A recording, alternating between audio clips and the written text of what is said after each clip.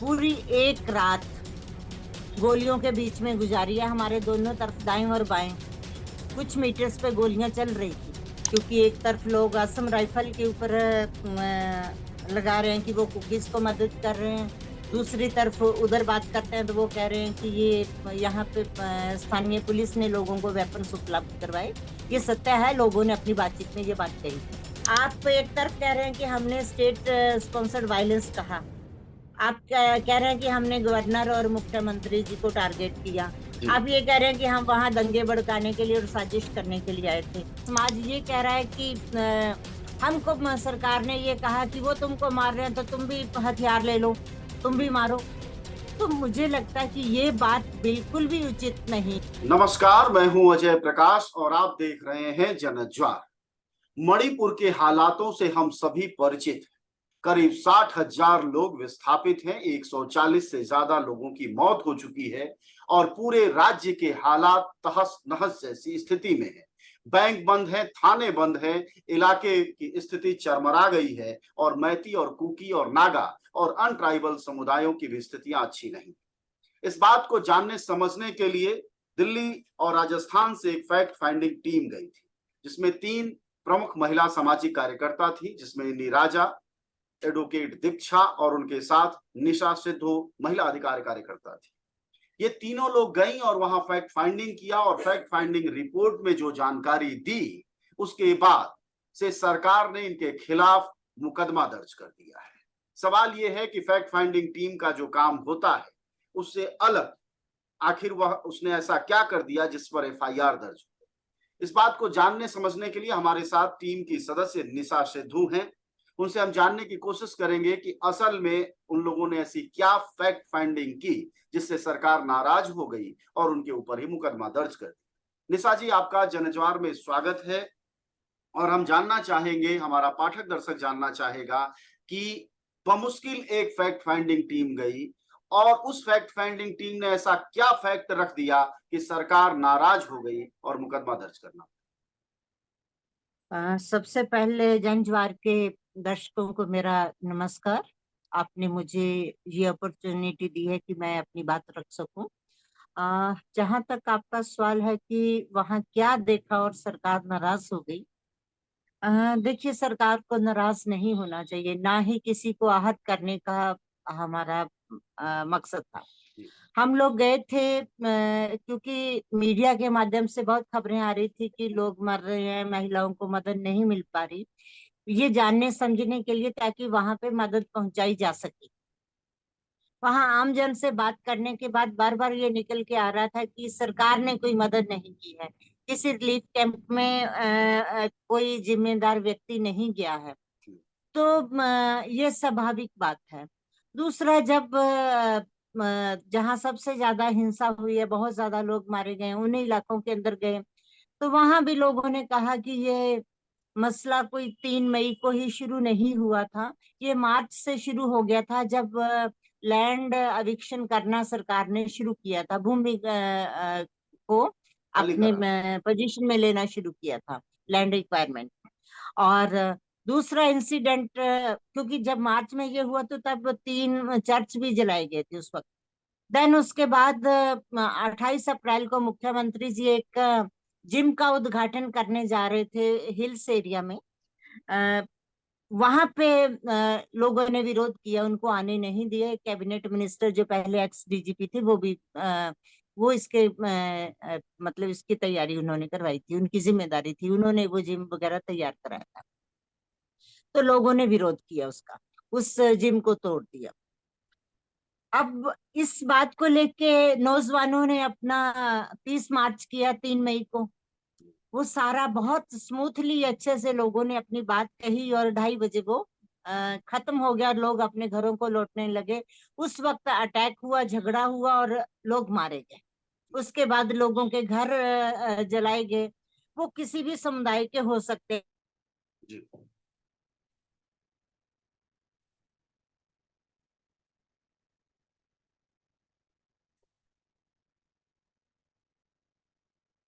तो में जो लोगों ने हमको बताया, जो हमारे सामने देखने में आया, या रिलीफ कैंपों में गए हैं, तो हमने वही बात कही है। जी, एक तरफ एक समाज ये कह रहा है कि हमको सरकार ने ये कहा कि वो तुमको मार रहे हैं तो तुम भी हथियार ले लो, तुम भी हम्म, मारो। तो मुझे लगता है कि ये बात बिल्कुल भी उचित नहीं है। हमारी फैक्ट फाइंडिंग टीम ने ये समझा कि किसी भी सरकार को इस तरह की बात नहीं करनी चाहिए, पुलिस प्रशासन को भी इस तरह की बात नहीं करनी चाहिए। हमारा मकसद होता है हिंसा को रोकना, किसी भी सरकार की जिम्मेदारी है। जी। और वहां पूरे 2 महीनों से ये हिंसा चल रही है। मैम, एक महत्वपूर्ण बात आप कह रही हैं जिस शायद आधार पर आप लोगों ने अपनी फैक्ट फाइंडिंग रिपोर्ट की एक मूल बात कही है कि राज्य प्रायोजित हिंसा है। और आपने कहा कि लोगों ने वहां बताया कि सरकार के नुमाइंदे और सरकार से जुड़े लोगों ने लोगों को कहा कि अगर वो तुम्हें मार रहे हैं तो तुम्हें भी हमें मारो। ये किन इलाकों में लोगों से आप लोग मिले, किन रिलीफ कैंपों में लोगों ने ये बातें बताई, जरा वह भी बता दीजिए। देखिए, हम इम्फाल ईस्ट के कैंप 3 कैंप्स में गए। जी, और उसके बाद हम 2 कैंप मोइरांग जो है विष्णुपुर डिस्ट्रिक्ट, वहां के इफेक्टिव एरिया में गए। जी, एक कैंप और एक कैंप के अंदर और विक्टिम्स को बुलाया हमने, वो कुकीज एरिया जो है चूरा चांदपुर, वहां पे गए। जी, और राह चलते आम लोगों से भी अगर कोई मिला, वैसे तो कुछ इलाकों में कर्फ्यू था, कुछ में आना जाने नहीं दिया जा रहा था। कुकीज एरिया में मैतेई नहीं जा सकते, मैतेई एरिया में कुकीज नहीं आ सकते। जी, तो जो भी मिला इनोसेंट लोग, तो उनसे बात हुई। तो अब ये तो जरूरी नहीं है कि हर चीज की रिकॉर्डिंग की जाए, ऐसा जी, पॉसिबल भी नहीं होता जब आप कर्फ्यूज एरिया में हैं। जी, आप भी नहीं जानते। और हमने अ, पूरी एक रात गोलियों के बीच में गुजारी है। हमारे दोनों तरफ दाएं और बाएं कुछ मीटर्स पे गोलियां चल रही थी। जी, तो आप समझ सकते हैं कि हम भी कैसी स्थिति में वहां पे पहुंचे होंगे। फिर लोगों के बीच में जाके कुछ तथ्य अगर निकल पाए हैं तो सरकार को उससे क्या नाराजगी है। सरकार को तो कहना चाहिए कि हाँ हाँ, हमसे ये चूक हुई है और हम इसको ठीक करेंगे। तो उसको अपना प्रेस्टीज इशू बना के फिर सरकार बोले या सरकार की तरफ से कोई नुमाइंदा एफआईआर दर्ज करा दे या कोई सीएमओ प्रेस रिलीज करे, तो मैं समझती हूँ कि ये उस सरकार का फेलियर है। वो डरे हुए हैं। अरे भाई, नहीं संभलता तो छोड़ दीजिए ना बाबा, कोई और आ जाएगा, राष्ट्रपति शासन लगा दीजिए, लेकिन लोगों की जिंदगियों के साथ तो मत खेलिए। जी, बेशकीमती हैं, जिन्होंने अपने बच्चे गवाए हैं, अपने भाई और पिता गवाए हैं, जो जो गोलियों से इंजर्ड होके हॉस्पिटल्स में पड़े हैं। तो उनकी जिंदगियों के साथ ना खेलें। और जो रिलीफ कैंपों में है वहां जो दुर्दशा है उसको ठीक करें, व्यवस्था को ठीक करें। हमने तो छोटी छोटी बातें की है, जैसे नौजवान बेटियां हैं वहां पे, उनकी या बच्चे हैं, उनकी पढ़ाई लिखाई बंद हो रखी है, स्कूल बंद हो गए, जी, लोग घरों से बेघर हो गए। घर जलाए गए हैं तो वो अपने घरों को लौटना चाहते हैं, जिन्होंने सारी जिंदगी वहां गुजारी है। तो वो अपने घरों को वापस जाना चाहते हैं। घर है नहीं क्योंकि सब कुछ जल गया है। इवन बहुतों के तो डॉक्यूमेंट वगैरह भी जल गए हैं। तो सरकार नए घर बना के दे, उनको रहने की व्यवस्था करे।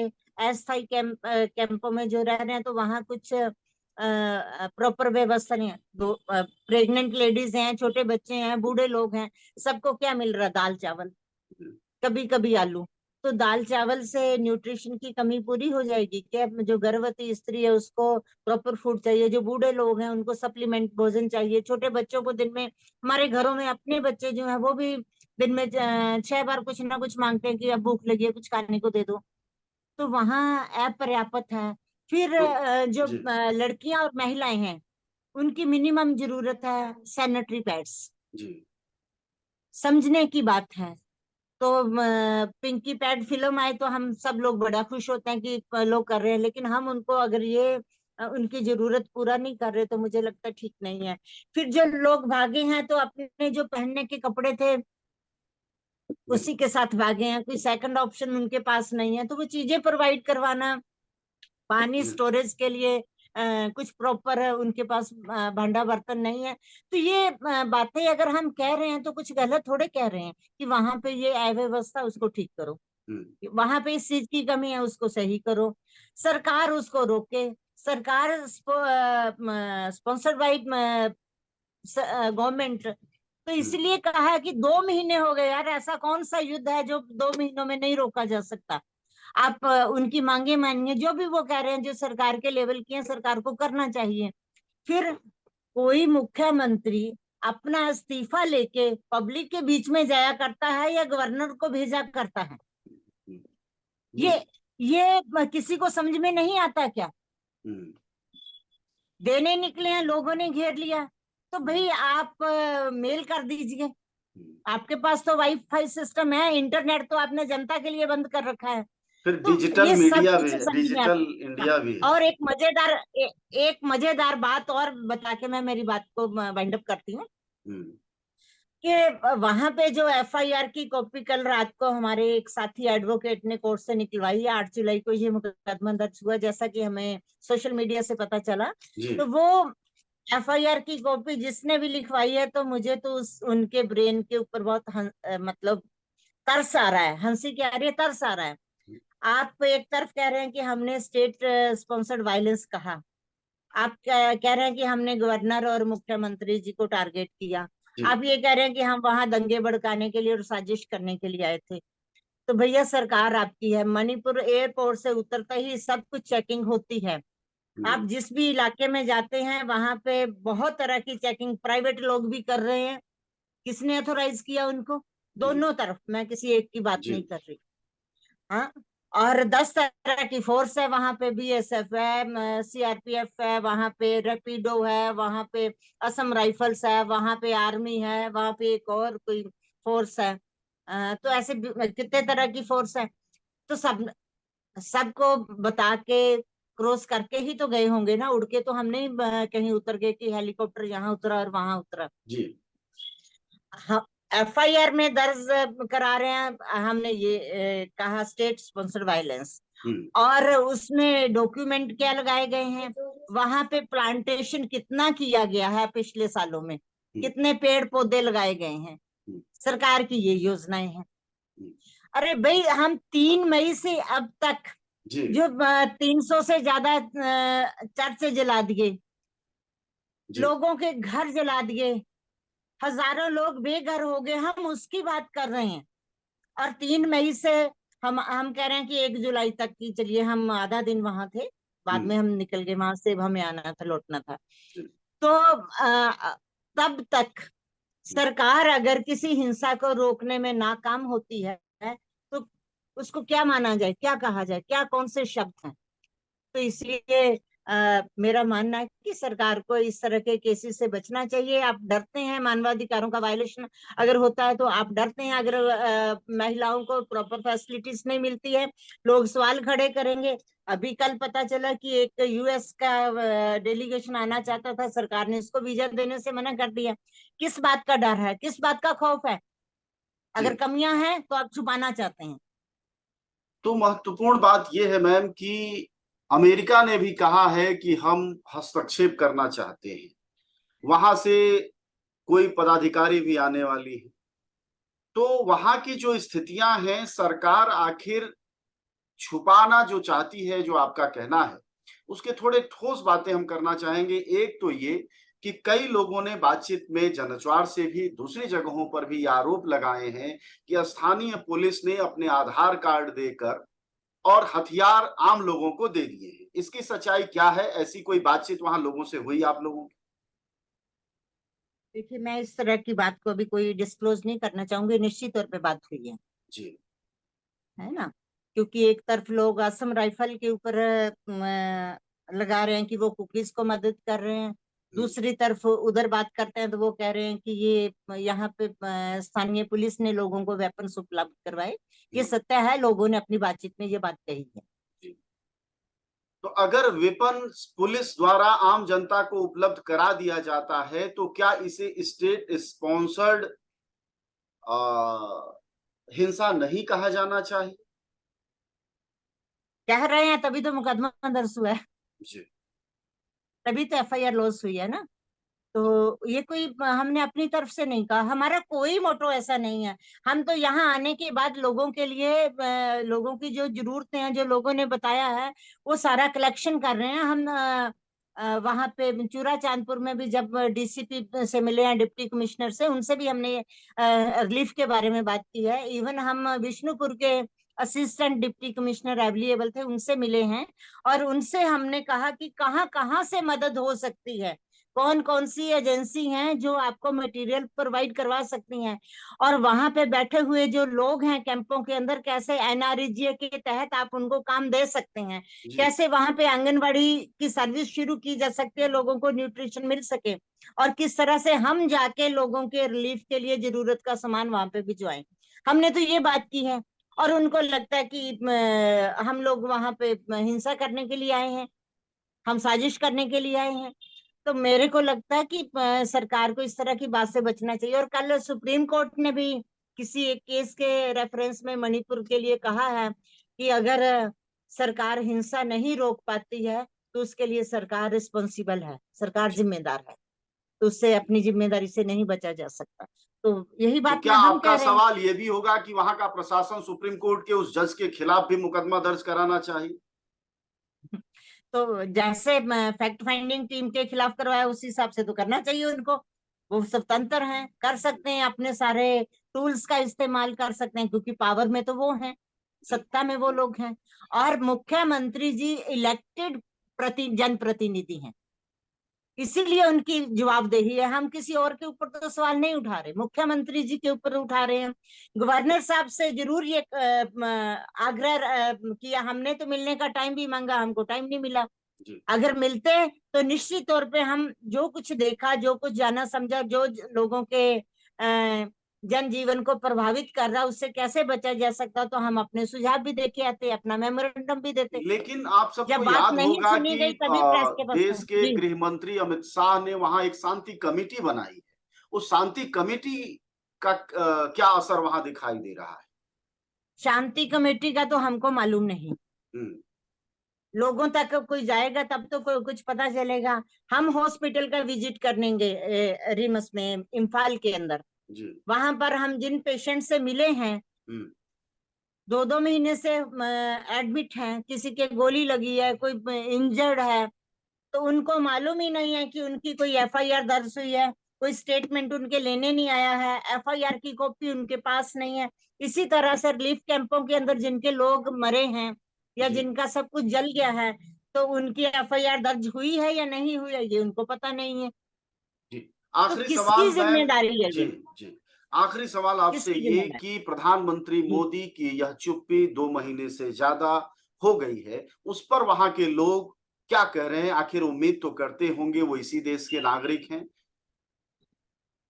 वो तो कहते हैं कि राष्ट्रपति शासन लगा दो, जी। मुख्यमंत्री जी रिजाइन दे दें, गद्दी छोड़ दें।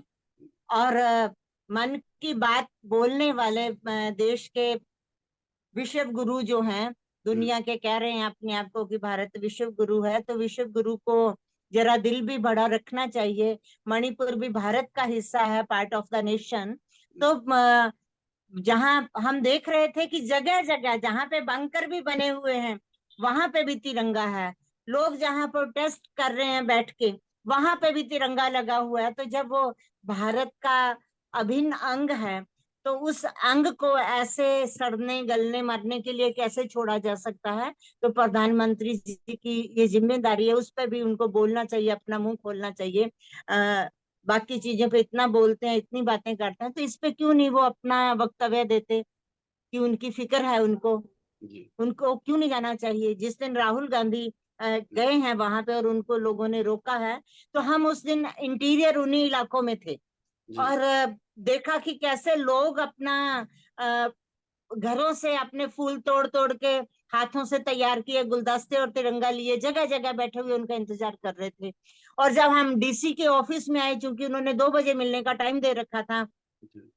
हम वो मिले नहीं, वो वहां हिंसा में उलझ गए, तो हम लोग बाहर निकले, तो वहां पे काफी यंग नौजवान डीसी ऑफिस की तरफ आ रहे थे और उनको पता चला कि हम दिल्ली से आए हैं और फैक्ट फाइंडिंग के लिए आए हैं। तब उन्होंने कहा, राहुल को क्यों रोका? राहुल को आने देना चाहिए था, हम बीजेपी के एक्टिव मेंबर हैं और हमको बहुत बुरा लग रहा है और हम तो अभी रिजाइन करेंगे। अगर बीजेपी के कार्यकर्ताओं का विष्णुपुर के अंदर डीसी ऑफिस के कैंपस में ये वक्तव्य है, ये बात है, तो आप समझ सकते हैं कि लोगों के अंदर कितना गुस्सा होगा। जी। शुक्रिया आपका बातचीत के लिए, धन्यवाद। मणिपुर में एक फैक्ट धन्यवाद। फाइंडिंग टीम गई थी जिसकी मुख्य सदस्यों में निशा सिद्धू शामिल थी। उन्होंने विस्तार से वहां के हालात बताए हैं और देश को भी उनकी फैक्ट फाइंडिंग टीम हालात बताना चाहती थी, लेकिन सरकार ने इस टीम के खिलाफ मुकदमा दर्ज किया है क्योंकि इन लोगों ने कहा है कि मणिपुर की हिंसा राज्य प्रायोजित है। आप सब जानते हैं कि जनज्वार का खर्च आपके जनसहयोग की बदौलत चलता है। आप भी जनसहयोग में शामिल हों और आजाद और स्वतंत्र पत्रकारिता को बनाए रखने के हमारे इस महाअभियान में शामिल हों। हमें इंतजार रहेगा आपके सहयोग का, क्योंकि आपका सहयोग ही हमारी मजबूती का सबसे ताकतवर रास्ता है। धन्यवाद साथी।